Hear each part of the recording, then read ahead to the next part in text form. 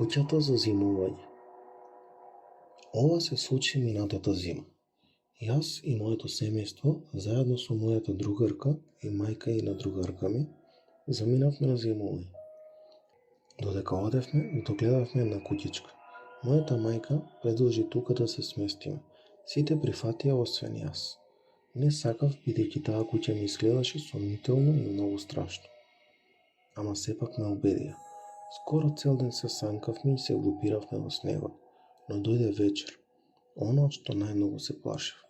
Другарка ми беше среќна поради првата ноќ во куќата, ама јас не. Вечеравме и се спремивме за легнување, кога одеднаш се слушна бум. Јас не можев да дишам од страв, исто и мојата мајка.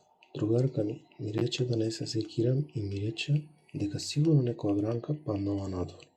Но не ме убеди баш, па затоа појдов надвор да проверам што се случило. Надвор немаше ништо. Кога се вратив на подот, најдов порака облеана со крв и вода. На неа пишуваше само во 2 часот. Ни таа, ни јас не знаевме што значи тоа. Сите после некое време заспавме. Но онака, во еден момент се разбудив. Погледнав на мојот мобилен телефон. Беше точно 2 часот.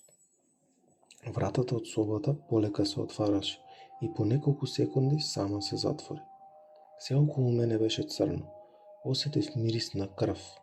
А после одеднаш нешто започна да ме дави. Се онесвестив. Се разбудив во болница.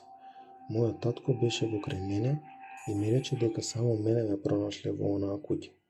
Мајка ми, другарка ми и нејзината мајка исчезнаа.